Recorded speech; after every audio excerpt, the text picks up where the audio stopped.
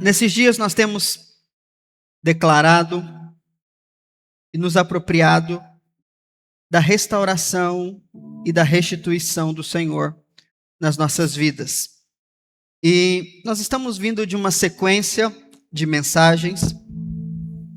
Por isso que eu vou ministrar essa palavra hoje, porque se eu não pregar ela, tudo que eu for pregar na semana que vem não vai fazer sentido. Na semana que vem, que já começou hoje, nós vamos falar sobre a ação prática de Deus em áreas específicas da nossa vida. Mas não tem como você praticar aquilo que você não crê. Então essa primeira semana foi para gerar fé no seu coração. Amém? E hoje eu quero falar com você, tentar compartilhar com você uma das verdades mais importantes da palavra de Deus, que tem o poder de quebrar uma barreira, se não a principal barreira que nos impede de viver a prosperidade e a saúde de Deus na nossa vida. Entenda que Deus nos criou para sermos prósperos. Amém? Na semana passada eu expliquei para você aqui no domingo que Deus nos criou para o governo. Mas além do governo, Deus nos criou para sermos a sua imagem. Você acredita que existe pobreza em Deus? Sim ou não? E da onde veio esse trem? Você acredita que há doença em Deus? Não. E da onde que veio esse trem? Sobre isso que eu quero compartilhar com você hoje. Amém? E a principal barreira que eu quero quebrar na sua cabeça hoje é a ideia de que você está debaixo de punição ou de maldição. Essa é uma teologia muito antiga, desde a época do Moisés. Mas, depois das eras paulinas, essa teologia ela foi perdida um pouco, ali na igreja primitiva, ela acabou sendo esquecida, mas na Idade Média, a igreja resgatou essa teologia, a teologia da maldição hereditária. E aí, de uns anos para trás, dos anos 90 até 2000, 2010 ali, essa teologia começou a chegar no Brasil, pelos nossos irmãos pentecostais, aleluia. Eles resgataram lá do fundo do baú essa ideia de que se você não está prosperando, se você não está crescendo, você está sofrendo por alguma maldição, por algum pecado que você cometeu. Ou seja, você está sendo punido. Na sexta-feira, por isso que é uma sequência, na sexta-feira eu falei com você sobre o fato de nós sermos plenamente perdoados. Você ainda crê nisso? Não só você. 99% dos cristãos acreditam que são perdoados. Agora, deixa eu te falar de números para você entender. Diga comigo, 99%. Isso significa que existe 1% de cristãos que são denominados seitas, que não acreditam no perdão. Uma vez que você pecou, você está condenado ao inferno. Porque Jesus te perdoou para você viver uma nova vida. Se você não vive uma nova vida, você está condenado. Então, existe 1% de cristãos que acreditam nessa baboseira, que é uma heresia. Mas existem 99% de cristãos que acreditam que são perdoados. Mas dentro desses 99%, 98% acredita que são perdoados à medida que confessam e deixam o seu pecado. Porque é isso que o salmista diz. Aquele que confessa e deixa o seu pecado, alcança misericórdia. Então eles acreditam nisso. Então dentro desse grupo dos 99, existe 98% que acredita que são perdoados à medida que se arrependem. E os outros 2% que faltam acreditam que são plenamente perdoados. Não sei se você faz parte, eu faço parte dos 2% dos 99%. E você? Eu creio que eu não sou perdoado à medida que eu me arrependo. Eu sou plenamente perdoado porque o sacrifício de Jesus foi definitivo. Amém? Mas, falando de uma forma geral, Os cristãos acreditam que são perdoados à medida que se arrependem, mas precisam pagar o pato pelos seus pecados com doenças, miséria ou tragédia. Essa é a ideia resgatada pelo pentecostalismo, principalmente no Brasil. Se você pecou, de alguma forma, você vai ser punido pelo seu pecado. Deus perdoa, mas ele não tira a consequência. Então, por exemplo, se você é sonegador do dízimo, se você é ladrão, Deus vai trazer punição na sua vida financeira. Por exemplo, quantas vezes você foi no culto e o pastor disse, é melhor você dar o dízimo na igreja do que na farmácia? Qual é o nome disso? Maldição. Por você não dar o dízimo, Deus vai colocar doença em você para você gastar o seu dinheiro. Outra coisa, você não deu o dízimo, o pneu do seu carro furou, sua moto furou. Ou pior, foi roubado. Porque ser ladrão vai sofrer punição. Essa é a crença de 99% dos cristãos. Se eu peco e eu me arrependo, eu sou perdoado. Mas isso não significa que a punição ou as consequências serão tiradas. E aqui está uma coisa que você precisa entender. Consequência é diferente de punição. Vira para o seu irmão, diga para ele, fala para ele, consequência é diferente de punição. Qual é a diferença? Preste atenção. A consequência é natural, lógica e mensurável. Preste atenção que isso aqui é o segredo para essa teologia ser quebrada da sua cabeça. Consequência é natural, lógico. O que significa? Significa que se você colocar a mão no fogo, você vai ter uma consequência. Uma consequência natural, não é o diabo e nem é Deus. É uma consequência natural. É uma consequência lógica. Se você colocar a mão no fogo, você vai queimar. E o que significa? A palavra mensurável é possível de medir. Quanto mais tempo a sua mão estiver no fogo, mais ela vai se queimar. Ou seja, consequência é a lei de Newton. Quando há toda ação requer uma reação. Isso é espiritual? Não. É sobrenatural? Não. É lógico. Agora, o que é punição ou maldição? É algo sobrenatural. É algo ilógico. E isso é maldição. O que é maldição? Vamos usar um exemplo. Vamos supor que eu roubei uma borracha lá na escola. Fazer algo claro para você entender. O que é punição? Eu roubar de uma pessoa errada, ela vai me bater? Esse aluno falar para a professora chamar a minha atenção? Ou eu levar uma advertência? Tudo isso é natural, lógico. O problema da consequência é, se eu não ser pego, não tem consequência.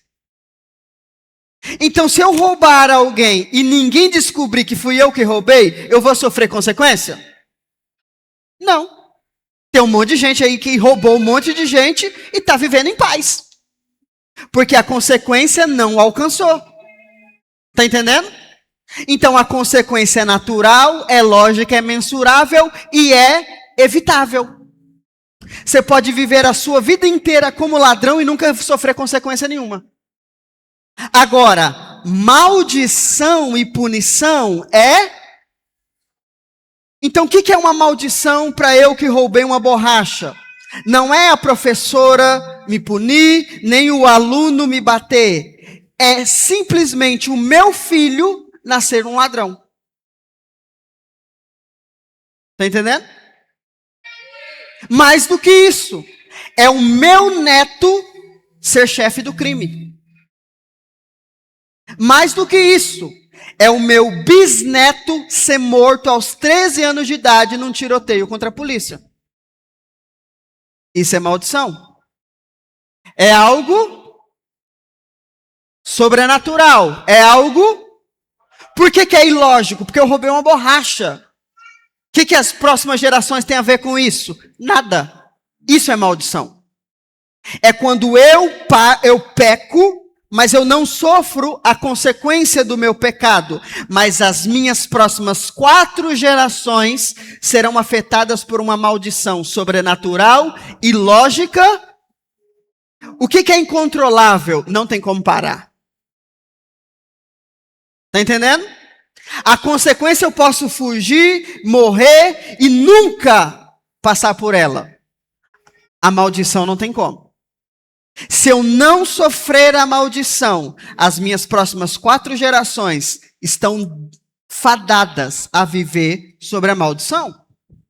Você está entendendo ou não? Tem diferença ou não? Tem diferença. Por exemplo, se eu gosto de fumar, hoje, né, tem aquele, como é o nome daquele trem que vai na boca de... Não, narguilé a gente sabe que é um monte de fumaça. É um pendrivezinho. Virou tudo computador, povo. Vape. Se eu sou um narguilheiro, um vapeiro, porque fumar é coisa do passado, né? Eu não fumo cigarro, eu só fumo narguilé. Pior ainda. Qual é a consequência natural, lógica e mensurável? O meu pulmão ser danificado. Certo? E o que Deus tem a ver com isso? Nada. É algo natural, lógico, tanto é por isso que ninguém tem medo. É natural. Assim como se eu comer demais eu vou ficar gordo, assim como se eu dormir demais eu vou ficar doente, é algo natural. Então a gente vai levando. Agora, o que é uma maldição? É quando eu fumo e o meu filho nasce com pneumonia. Isso é maldição. É quando o meu bisneto, ele nasce com o pulmão danificado. É quando o meu bisneto nasce com asma.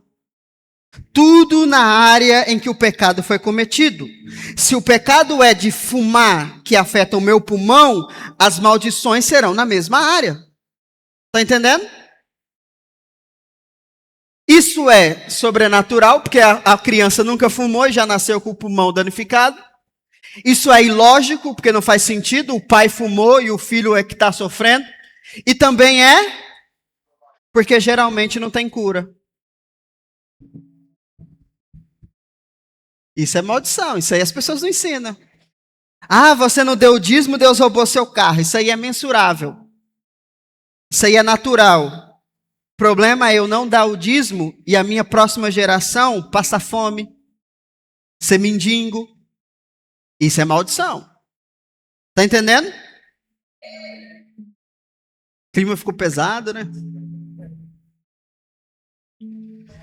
Entenda que Adão pecou. Pecou ou não pecou? Ele teve consequência? Qual? Adão não teve consequência.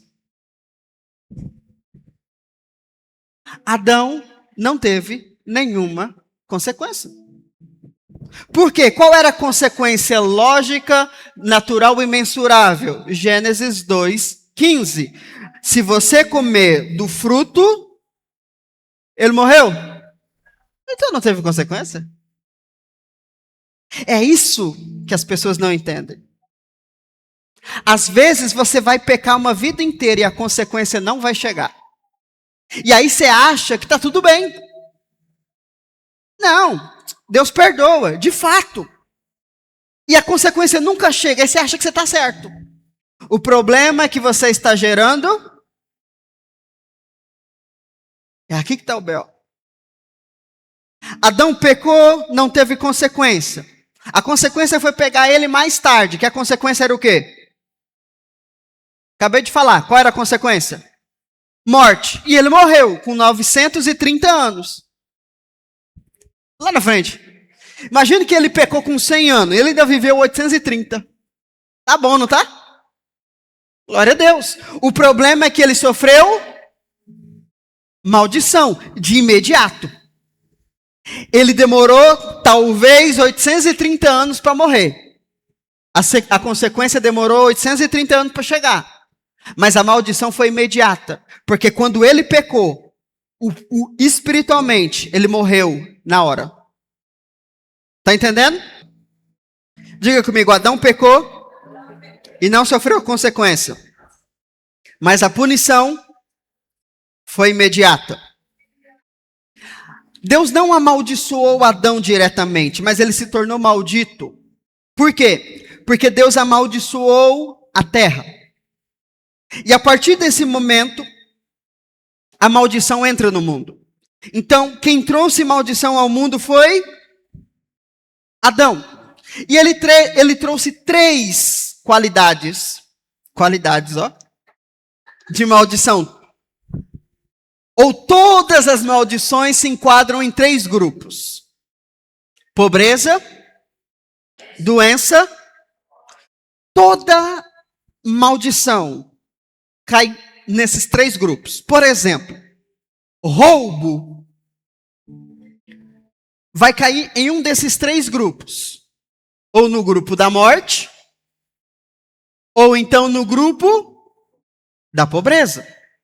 Porque o roubo e o meu filho se torna um criminoso e ele é morto pela polícia, ou então ele vai nascer pobre e vai viver a vida pobre porque eu fui injusto financeiramente. Então é dentro desses 3 grupos. O cigarro que eu falei vai entrar no grupo da doença. E aí, se você quiser saber todas as maldições que existem, ou pelo menos uma grande parte delas, está lá em Deuteronômio 28, a partir do versículo 15. Por exemplo, tem uma maldição muito interessante lá, que é a maldição que diz o seguinte: você vai comprar uma casa, mas você não vai morar nela. Alguém vai morar nela por você. Essa é uma maldição de pobreza. Ou seja, você vai trabalhar, vai conquistar, mas o banco vai roubar, o governo vai tomar, alguma coisa vai acontecer. Está comigo? Então, todas as maldições que existem estão nesses 3 grupos: pobreza, doença e morte. Vamos ver cada uma dessas maldições geradas por Adão.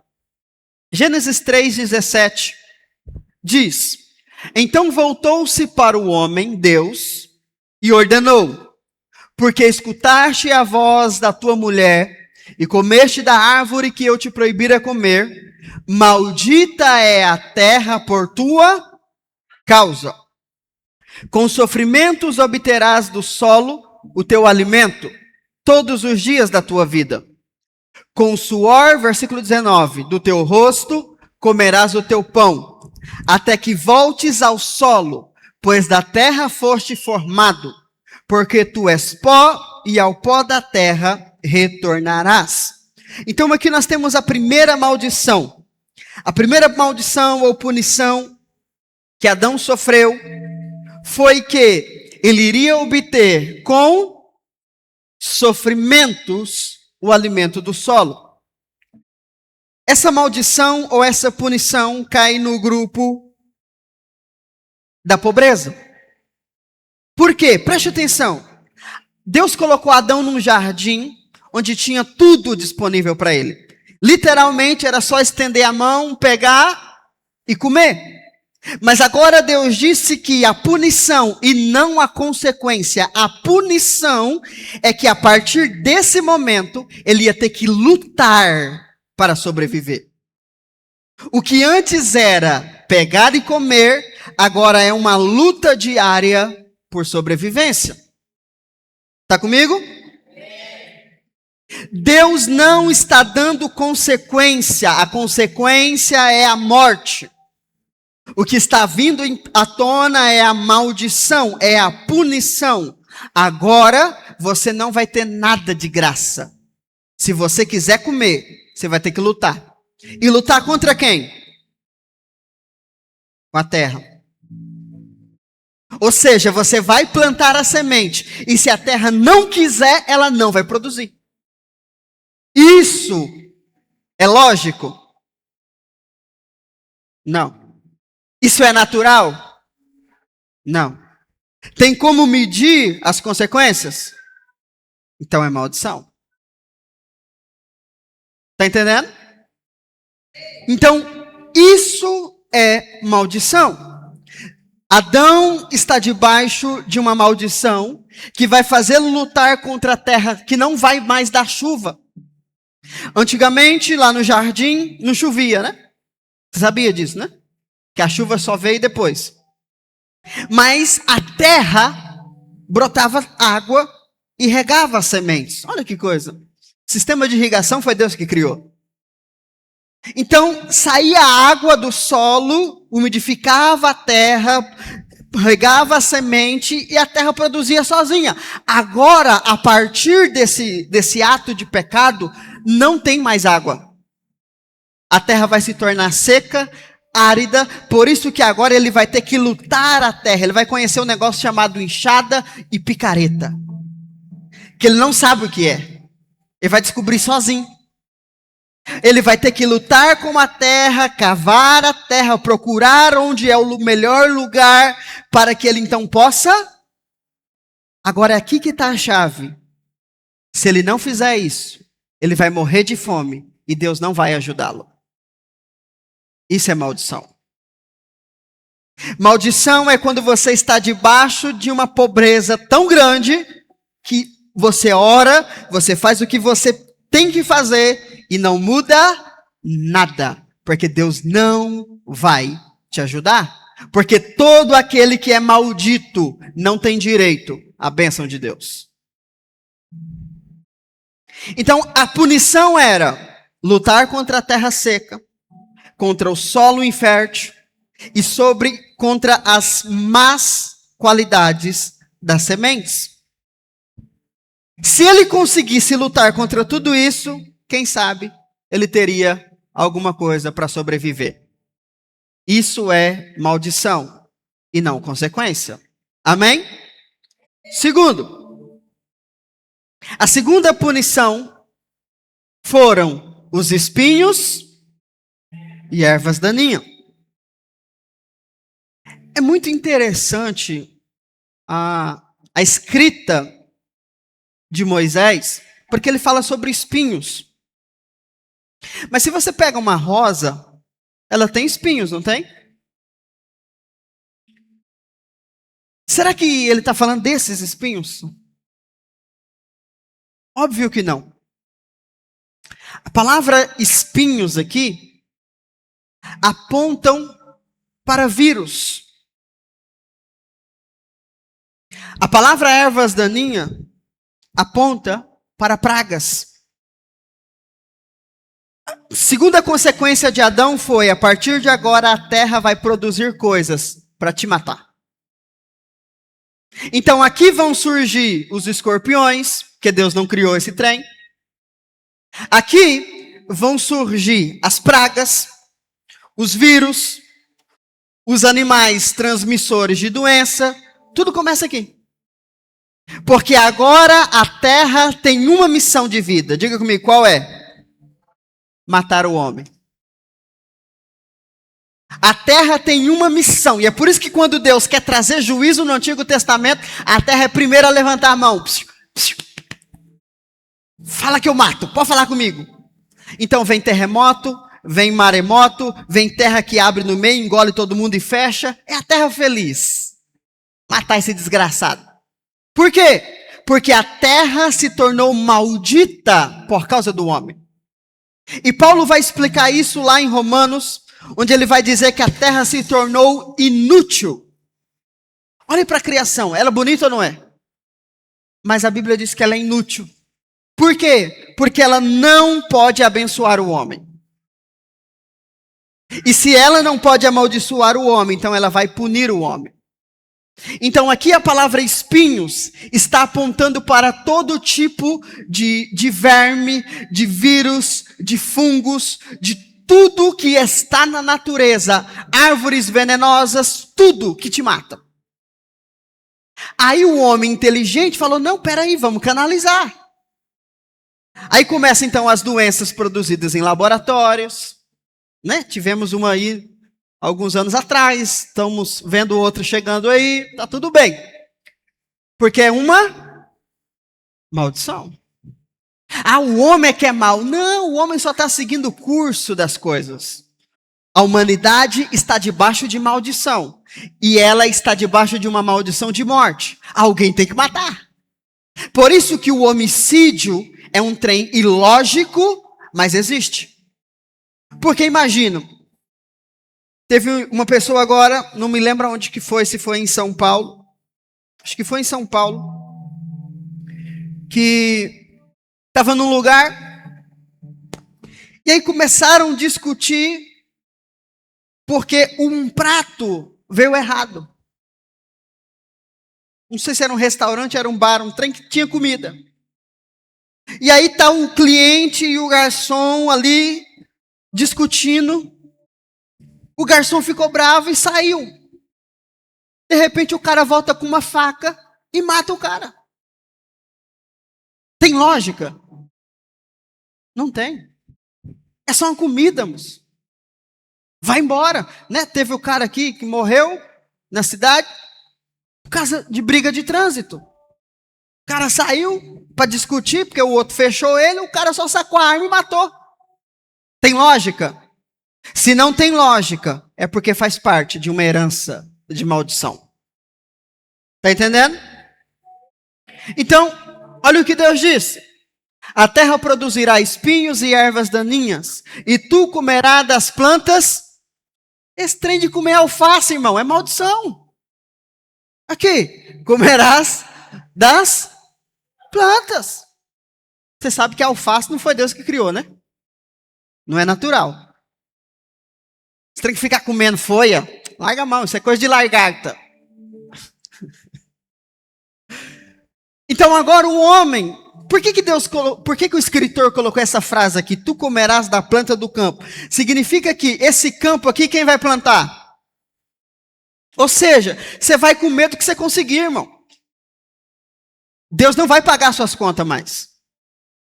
Se você conseguir plantar, você come. Se você não plantar, você não come. Pronto. Aí nós criamos essa teologia para nós. Se você não trabalha, você não vai comer. Por quê? Porque faz parte da maldição. Está comigo?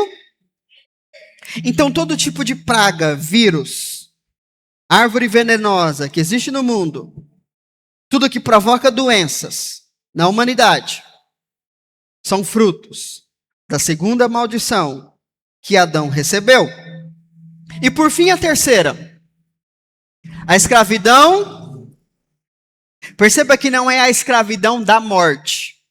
É a escravidão. Esse é o versículo mais triste da Bíblia para mim. Porque aqui nós temos um retrato assustador.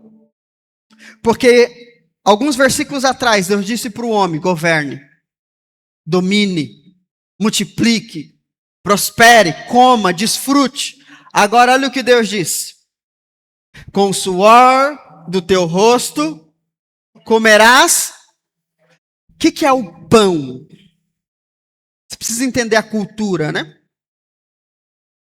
O pão aponta para o alimento mais básico que existe.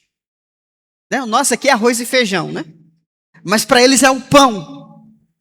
O que Deus está dizendo agora? Você tinha o suficiente, você tinha muito. Agora, se você suar muito, se você trabalhar muito, você vai ter o básico. Pastor, estou na maldição. Agora, aqui que está o negócio. Você vai viver nessa de lutar para comer, lutar para comer, lutar para comer, até que voltes. Olha o que Deus está dizendo. Você está escravo das suas necessidades. Você vai trabalhar para comer, comer para trabalhar, até morrer. Isso é maldição. Tem lógica? Por que esse é um dos versículos mais tristes? Porque o homem que foi criado para governar, prosperar, desfrutar, agora é refém da criação. Se a terra quiser dar, ele vai produzir. Ele não governa, ele não manda mais nada. E agora o pior, ele é escravo das suas próprias necessidades. Ele vai trabalhar para comer até o dia que ele morrer. Aí, é o versículo triste, por vários motivos, mas olha o que Deus diz. Pois da terra foste formado, porque tu és... Mas isso não é verdade. Você não é pó.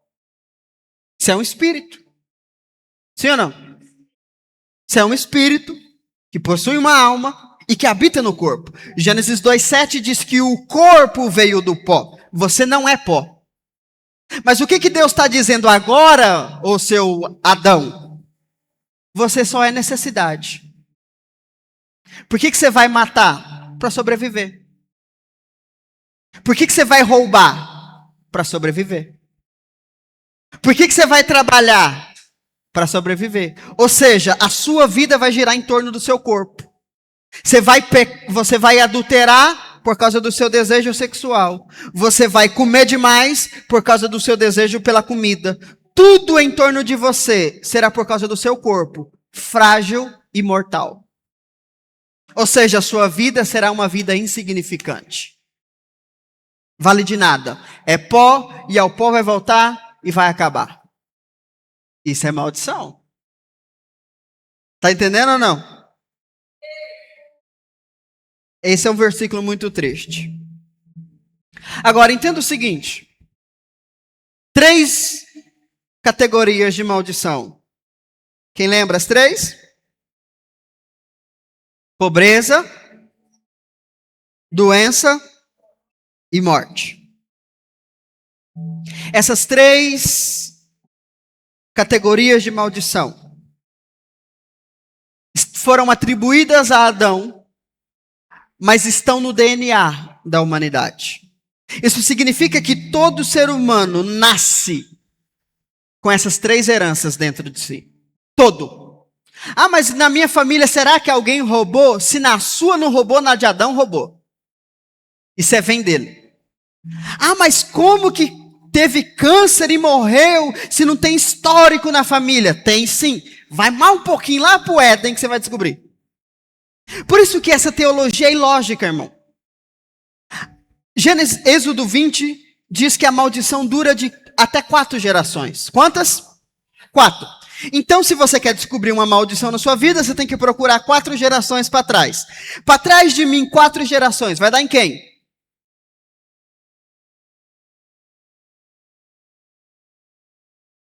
Pai, avô, bisavô. Ou seja, se eu quiser resolver as minhas maldições, eu tenho que ir até o meu tataravô. O problema é que meu pai não conheceu ele. Ou seja, para eu saber qual foi o pecado que o meu tataravô fez, primeiro eu preciso ter confessado para alguém da família. Se ele não confessou, como é que eu vou saber? Aí fica aqueles crentes tudo doido. Não, vamos caçar. Está em algum lugar, procura. Qual é o nome disso? Não vou te falar. Mas pensa que você vai descobrir. Por quê? Porque imagina que, se são 4 gerações, até o meu tataravô, vamos supor que o meu tataravô roubou, e eu estou sofrendo pobreza lá 4 gerações para frente. Mas meu avô também roubou. Ou seja, meu filho já está garantido. Mas além do meu avô, meu pai também roubou. Então meu neto também já está garantido. Ou seja, eu estou preocupado comigo, sendo que as próximas gerações também já estão afetadas. Ou seja, não tem como resolver. Você está entendendo? E o pior, aí como você carrega essa genética maldita, você tem vontade de roubar também. É, não? Você tem um histórico de alcoolismo na família. Você sabe que o trem mata. Ah, mas é só um golinho. Por quê? Está no sangue. Pode fazer. Isso a medicina comprova. Se o pai é alcoólatra, o filho ele já nasce tendencioso ao álcool. E o pior, como que esse trem foi parar lá no DNA? Porque é maldição. Tá entendendo ou não? É um trem que não tem como o homem escapar. Isso é maldição. Consequência, você escapa. Maldição não. O que você faz escondido, ninguém pode descobrir e talvez nem vai descobrir. Mas se gerar maldição, sua próxima geração vai pegar. Tá entendendo? Aí fica os crentes, nossa, eu não sei onde eu errei. Eu criei tão bem meus filhos e agora tá tudo louco. Culpa sua. Porque você criou bem os seus filhos, então você não vai ter uma consequência da sua má educação. Mas a maldição vai te pegar. Tá vindo lá de trás, não é agora. Terrível vida assim, não é? Não tem como escapar desse trem. Aí, o que a gente faz? Cria mecanismos humanos para tentar resolver um problema sobrenatural. Ameniza a dor. Por exemplo, criar uma teoria de que se existem obesidade numa família, a culpa é da geladeira. Então, se a mãe é obesa e o filho é obeso, a culpa é da alimentação. Não, a Bíblia chama de maldição. Eu conheço um monte de gente que come bem, mas não emagrece. Conhece alguém assim também? Não, se fulano é alcoólatra, é porque conviveu em um ambiente alcoólico. Não, é maldição. Está na genética. Ele pode ir para o Alasca, viver sozinho. Ele vai arrumar um jeito de criar uma pinga. Porque está no DNA. Você está entendendo? Se você é filho de malandro, você não precisa fazer aula com o papai. Papai me ensina a ser malandro. Já está no sangue. Irmão, você vê o malandrinho de 2 anos andando, você fala, é malandro. É ou não é? Tem jeito de malandro. E é tia. Por quê? Porque está no DNA. E a mãe pode colocar na melhor escola, pode batizar na igreja católica, né? Igual agora está aparecendo um monte de vídeo para mim de um padre chamando para consagrar a família, Nossa Senhora. Pode fazer o que for. A maldição vai pegar. Porque é algo sobrenatural, ilógico e imensurável. E aí, o problema é que a igreja prega isso como se Deus tivesse prazer nisso.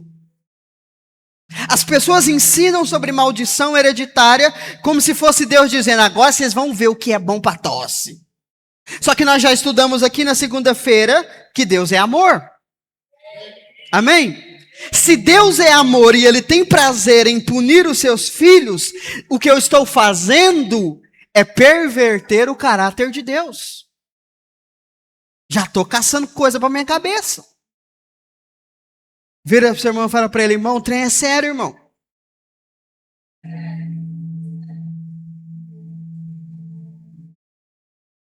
Salmos diz que Deus tem prazer na prosperidade dos seus filhos e não na maldição. A maldição não é o desejo de Deus para nós, é a consequência do seu pai Adão. E é muito bom saber que ele foi perdoado. Não é? Dá uma alegria na gente. Nossa, que bênção, tá no céu, desgraçado. Foi primeiro que eu. Porque Deus é bom. Amém? O homem que foi criado para governar, prosperar e desfrutar, agora será refém? É uma humilhação.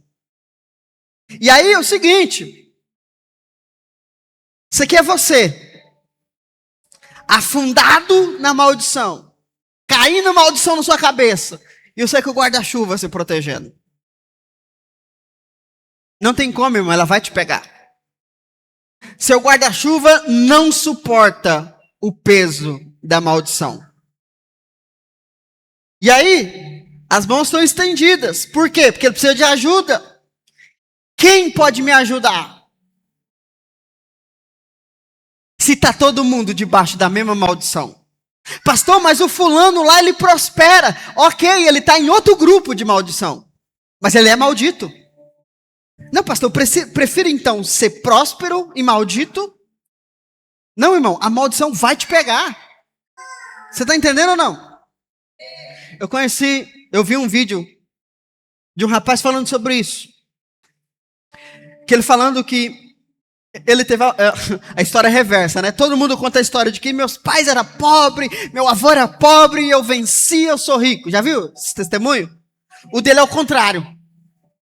Todo mundo era rico, todo mundo era próximo. Na hora que chegou na vez dele, ele perdeu tudo. E ele não sabe dizer como. Eu sei. Maldição. Por quê? Porque ele cresceu na administração com o pai, só foi o pai morrer, ele perdeu tudo. Aí, humanamente, com o nosso guarda-chuva, o que nós vamos dizer? Ah, ele era filhinho de papai.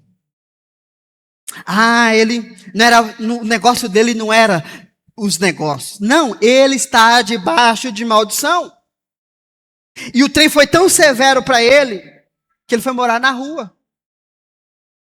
O que explica gerações de prosperidade se tornar em uma vida de mendigância? Nada. E o que ele pode fazer para se proteger disso? Nada. É sério ou não é? Mas graças a Deus por Jesus Cristo, né? Amém? Por quê? Porque Deus tinha um plano. Deus chegou para a serpente e falou assim: ei, você acha que você me pegou de surpresa, né? Você pegou o homem de surpresa. Mas o negócio é o seguinte: essa mulher louca que conversa com cobra vai ter um filho. E esse filho vai pisar na sua cabeça. O que é cabeça? Autoridade. Deus está dizendo, a primeira profecia quem deu foi Deus. Deus disse assim: Satanás, é o seguinte, está tudo bem, filho. Você não estragou meu plano. Você adiou o desfrute dele, eu não tenho nada a ver com isso. Meu plano está certinho, você só está ajudando. Essa mulher, debaixo de maldição, vai produzir um homem tão perfeito, que você vai picar o calcanhar dele. Mas mesmo com o calcanhar ferido, ele vai esmagar a sua cabeça. Isso significa que, olha esse texto, Efésios 1:7. Nele, em Cristo, temos a redenção, o perdão dos nossos pecados, pelo seu sangue, segundo as riquezas da graça de Deus. Por que o perdão é algo fundamental na vida da igreja?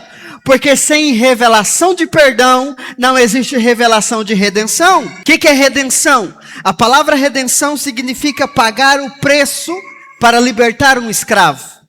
O que é redenção? Quem é o escravo? Toda a humanidade. Escravo do quê? Da maldição. Jesus pagou o preço para que nós tivéssemos o direito, não a obrigação, o direito de sair da maldição. Por que é direito e não obrigação? Se fosse obrigação, ninguém mais poderia estar debaixo de maldição. Jesus não morreu para isso. Jesus não morreu para obrigar as pessoas a serem salvas. Jesus morreu para dar o direito. O que significa? Você tem um direito lá no governo de ganhar R$2.000 por benefício. Se você não for pegar, o governo vai trazer para você? Ele nem vai te falar que você tem. Não é assim? A gente tem um monte de benefício, mas ninguém fala nada para nós. Fica tudo escondidinho. Se você não pegar o benefício, o governo não tem o dever de te dar o benefício. Da mesma forma, Jesus morreu para nos dar o direito à salvação e à libertação da maldição, mas ele não é obrigado a me obrigar a sair da maldição. Significa que é possível ser um crente debaixo de maldição? Sim, não por causa da obra que não está completa, mas pela minha falta de conhecimento. Está entendendo? Está entendendo ou não? Então Jesus pagou o preço para sermos redimidos, libertos da maldição. E a chave para isso é o perdão. Então, por que a maldição ainda tem espaço na vida dos crentes? Porque eles não entendem que foram perdoados. E aí o diabo se apropria disso. Mas que essa revelação possa entrar no seu coração, em nome de Jesus. Amém? Por quê? Por causa disso aqui, ó. Se você está em Cristo, você não é mais descendente de Adão. Você é descendente. Irmão, parece lógico, parece simples, mas não é. O evangelho é simples e lógico, mas a religião bagunçou nossa cabeça. Porque Paulo diz o seguinte: aquele que está em Cristo é uma nova. O que é uma casa nova? O que é? Uma casa diferente da velha. Eu posso morar na casa nova e na casa velha ao mesmo tempo? Sim ou não? Pode? Quem é o doido que faz isso? Você deixa móveis na casa nova e móveis na casa velha? Você deve ser muito rico. Vamos supor que você tem uma casa velha e você ganha uma casa nova. Você vai ficar morando nas duas casas? Você deve ser muito maldito então, né? Para gostar de pobreza, não tem como e nem tem lógica você estar na casa velha e na casa nova ao mesmo tempo. Não tem como você andar de roupa nova e roupa velha ao mesmo tempo. Tem como? Vou pegar duas camisas, uma velha e uma nova, porque eu gosto das duas. Você veste assim? Por quê? Porque não tem lógica. Mas na cabeça dos crentes tem lógica eu ser de Cristo e sofrer a maldição de Adão. Eu quebro a teologia de Paulo. Aquele que está em Cristo é nova criação. As coisas velhas passaram, Paulo. Mas passou para você, para mim não passou. Eu sou novo e velho ao mesmo tempo. Eu tenho a identidade de Cristo, mas eu carrego a herança de Adão. Por quê? Porque eu sou bom. Não tem lógica. Está entendendo? Ou seja, se nós não compreendermos o que Jesus fez por nós, irmão, nós não tem para onde correr. Você está entendendo o que eu estou falando? Eu posso ficar falando assim para você toda semana, você é próspero, você é abençoado, você é não sei o quê. Se a sua mente ainda não entender que você é uma nova criação em Cristo, você não vai receber nada. E aí você vai falar mal de mim. Mas lembre-se, a mensagem é maior que o mensageiro. Eu posso errar, a mensagem não erra. Amém?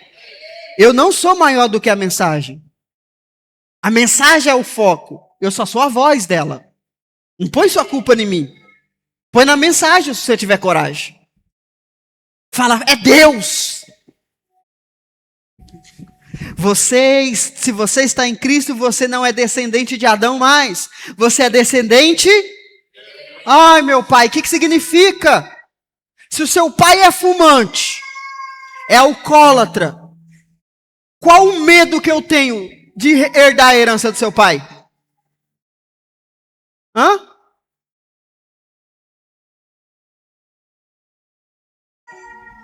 Tá, deixa eu desenhar de novo. Vamos lá. O seu pai carrega uma maldição terrível. Qual é o medo que eu tenho de pegar a maldição do seu pai? Nenhum, o pai é seu, não é meu. Quem tem medo é você. Porque eu não carrego a genética dele. Da mesma forma, eu não nasci de novo para sofrer as consequências de Adão. Eu nasci de novo para uma nova vida. Ou seja, o que o meu pai Adão fez, morreu. Não me interessa mais. O problema é que a igreja fica resgatando esse trem. Não, você está sofrendo é maldição. Vamos fazer a quebra de maldição. Vamos trazer corrente e quebrar. Não, irmão, nós temos que falar do nosso outro pai, que esse pai já morreu e nós morremos junto. Amém? Se você está em Adão, você não pode morar com Adão e Deus ao mesmo tempo. Significa que se a maldição foi gerada por Adão, ela vai vir na casa de quem? De Adão, dos filhos dele, certo? Mas se você não é filho de Adão, você é filho de Deus e mora em outra casa, a maldição vai chegar lá na casa de Adão e falar assim: ah não, cadê o fulano? Tá aqui, não, vamos lá na casa de Deus. Deus dá licença, eu vim trazer. Tem como? Então significa que o grande segredo para eu sair das maldições é eu entender que eu nasci de novo. Não é fazer um processo de 7 semanas, de confessar pecados ancestrais, de ir atrás não sei de quem, não. Olha o que a palavra diz. Foi Cristo quem nos redimiu da maldição da lei, quando a si próprio se tornou maldição em nosso lugar. Jesus não tinha pecado e nem a natureza pecaminosa, mas ele sofreu a pobreza, a doença e a morte. Por quê? Para que nós não passássemos por isso. Amém? Olhe para a história de Jesus. Jesus foi pobre? Foi. Até ele nascer ele estava pobre. É isso que os crentes não entendem. Jesus até os 2 anos de idade era pobre. Pobrinho. Mas depois dos 2 anos de idade, a Bíblia diz que vieram os homens e trouxeram para ele ouro. E a partir daquele momento ele não é pobre mais. Porque presente para rei não é um baúzinho. Não é presente que a gente dá para o irmão, uma lembrancinha. Não, presente para rei é carruagem de ouro. Está entendendo? Então trouxeram para Jesus carruagens de ouro. Imagine Maria, ô menininho, ô glória. O senhor não quer mais um não, pai? Aí tem gente que fala, não, mas Maria quando foi apresentar Jesus lá para fazer a circuncisão, levou a pombinha. A pombinha é sacrifício dos pobres. Sim, porque Jesus só foi visitado pelos magos com 2 anos de idade. O sacrifício é feito aos 8 dias de nascido. Então não tinha acontecido ainda. Por mais que na sua Bíblia não está de ordem cronológica, Jesus nasce e os magos vêm, você acha que Jesus está lá na manjedoura? Tá não. A Bíblia não fala, a Bíblia diz que ele estava em casa. 2 anos depois.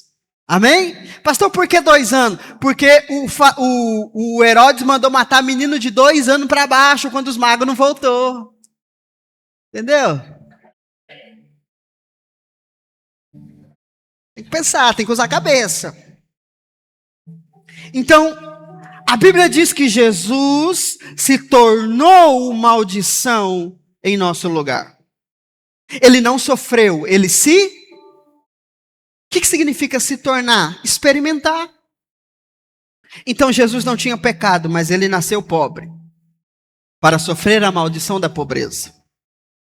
Jesus sofreu a maldição da pobreza, depois ele viveu um tempo de prosperidade, mas na cruz ele perdeu tudo, até a roupa que ele tinha. Perdeu tudo. Por exemplo, você não sabe, mas a lei diz que aquele que fosse pendurado na cruz, a cruz seria construída com a viga da casa dele.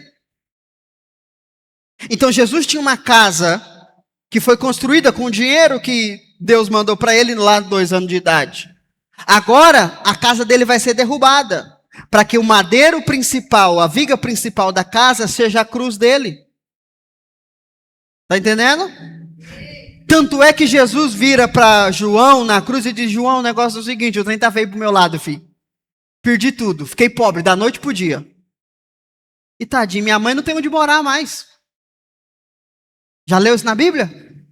Jesus está sendo amoroso. Ai, cuida da mamãe. Não, a mamãe não tem mais nada. A mamãe perdeu tudo. Meu pai sumiu. Não sei se ele morreu, não sei para onde ele foi. José sumiu da história. E ela não tem para onde ir. Derrubaram minha casa. Acabou. Cuida dela. Jesus não tem pai. Jesus não tem casa. E agora ele não tem mãe. Ele transferiu a mãe dele para outra. Ele morreu sem nada. E a roupa que ele tinha arrancaram dele. Jesus era tão pobre, que ele não tinha onde ser sepultado. Pensou nisso, irmão? Se o José de Arimateia não dá o sepulcro para Jesus, Jesus ia ficar sepultado aonde? Por que isso? Porque ele tinha pecado? Não, porque você tinha pecado. Você está entendendo? Na cruz, a Bíblia diz que Jesus levou sobre si as nossas doenças e enfermidades. Significa que Jesus na cruz, todo tipo de enfermidade e doença se manifestou nele, irmão. Jesus teve câncer, dor de cabeça, úlcera.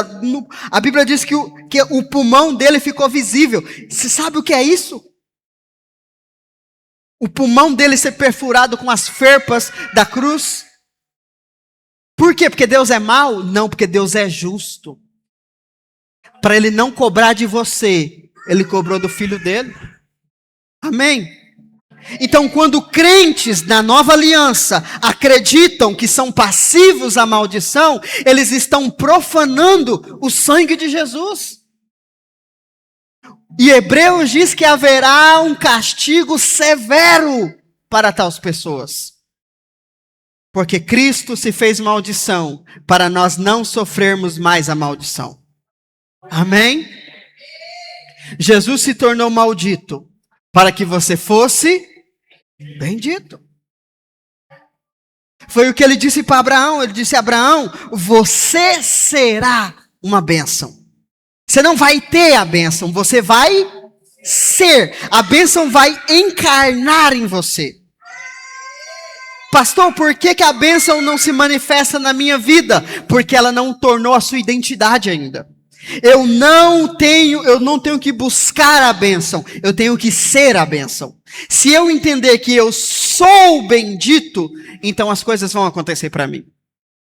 Agora, se eu ainda acredito que Deus pode me punir, ou se a maldição ainda pode me pegar, eu não posso ser abençoado. Porque quem está debaixo de maldição não pode ser abençoado por Deus. Está entendendo? Eu sei que se eu perguntar para você, você acha que você está debaixo de maldição? E se você continuar achando, você vai continuar vivendo sem resultados. Pastor, mais uma vez eu fiz a quebra de maldição, minha vida mudou. Sim, porque o diabo é especialista em fazer cenários.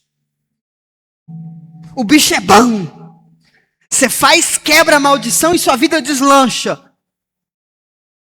O problema é a próxima geração. O diabo fala assim: tá bom, eu deixo você ir. Vai, já escravizei demais, quero ser mais não. Cavalo velho não presta. Quero cavalo novo. E geralmente essas pessoas têm muito filho, né? Geralmente quem está debaixo de maldição gosta de ter filho. É para proliferar o trem. Então, às vezes, o diabo vai permitir que uma quebra de maldição, porque tem gente que fala: não, pastor, eu fui lá na campanha e minha vida mudou. Sim, irmão. Sim. Mas isso não significa que você está debaixo da bênção de Deus. Porque a bênção de Deus não é fruto do que você faz, é fruto do que Cristo fez. Amém? Isso significa que se nós estamos em Cristo, nós estamos debaixo de uma nova cobertura. E não está na nossa mão esse guarda-chuva. O nosso papel embaixo é apenas de governar. Agora, se eu estou lutando para sobreviver, irmão, quantas pessoas não descansam, não desfrutam da vida, porque se ela ficar um dia sem trabalhar, o mês dela todo regaça. Isso é bênção? Não, pastor, tem que aproveitar que Deus está me dando saúde. Tá não, irmão, você está perdendo ela. Deus não está te dando saúde, o diabo é que está roubando ela de você. Você está perdendo. Está entendendo ou não? Debaixo da graça, Deus quer que nós desfrutemos do que Cristo fez. Isso significa que a maldição do mundo vai acabar? Não, olha lá, está chovendo ainda. A crise vai vir. A maldição, a doença vai vir para o mundo. Você não mora mais na casa de Adão, você mora na casa de Deus. Amém? Você vai ficar lá na janela e falar, ia lá o vizinho, ó, pegou de novo. Pegou. Eu falei para ele mudar de casa, ele não quis. A maldição não pode te encontrar em Adão, porque você não está lá, irmão. Você precisa entender isso, Jesus. Me ajuda, Senhor. A maldição não pode alcançar você, porque ela já alcançou Jesus na cruz. E ele a esgotou por completo. A maldição achou Jesus no caminho. Na verdade, Jesus que achou ela no meio do caminho, né? A maldição estava indo matar todo mundo. Aí Jesus aparece, oi. Entenda, foi Jesus que entrou na sua história. Ele decidiu, vamos arrumar essa casa, está muito bagunçada. Essa é uma pregação que eu vou pregar um dia. O Deus que arruma as suas bagunças. Que é isso que Deus gosta de fazer, irmão. Porque você só sabe bagunçar e ele só sabe arrumar. Amém? Jesus esgotou toda a maldição. E o que você precisa? De fé. Pastor, era melhor passar no Vale do Sal. Fé é difícil demais. Aham. Por quê? Porque o diabo vai fazer de tudo para você olhar para você. O diabo vai fazer de tudo para você ter lógica. Não, aqui ó, você pecou aqui, então é certo que Deus te amaldiçoou e aqui faz parte. Não, não faz parte. Jesus esgotou toda a maldição na cruz. Amém? Não existe mais condenação sobre a sua vida.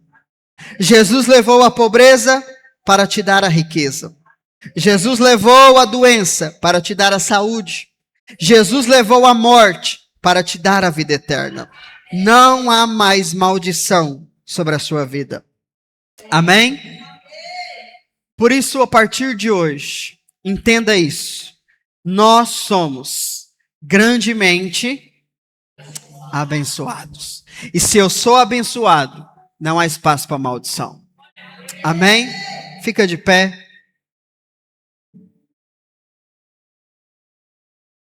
Venham pegar os elementos da ceia.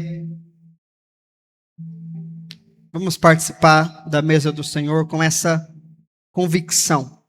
A partir de hoje, não aceite mais nenhum pensamento que normalize maldição na sua vida. Não aceite. Como disse Paulo na mensagem que nós ouvimos algumas semanas atrás, se afaste. Se afaste deles. Tudo que te gera pensamento de maldição e de punição, se afaste. Porque o diabo é especialista em criar cenários. Se você crê que a maldição pode te pegar, o diabo vai criar um cenário para fazer você acreditar que você está debaixo de maldição, ainda que você não esteja. Amém? Feche os seus olhos. Diga, Pai, eu recebo a revelação da minha redenção. Por isso, eu renuncio a toda ideia que ainda estou debaixo de maldição ou de punição. Eu creio que Jesus se tornou maldição em meu lugar para que a bênção me alcançasse. Eu fecho o guarda-chuva do meu esforço e me coloco debaixo da cobertura da graça. Eu declaro que eu sou livre da pobreza, da doença e da morte. Eu sou plenamente perdoado, permanentemente justo e grandemente abençoado. Obrigado, Pai. Nós nos apropriamos dessa verdade. Ao comer deste pão, nós declaramos que toda enfermidade, toda doença é ilegal no nosso corpo. porque nós não estamos mais debaixo de maldição. Ao beber deste cálice, nós declaramos que nós temos uma nova identidade, uma nova natureza, uma nova casa. Por isso a maldição não pode nos encontrar. Renove a nossa mente, Senhor, por meio dessa palavra. Dai-nos fé para nos apropriarmos dessa verdade. Em nome de Jesus, Senhor.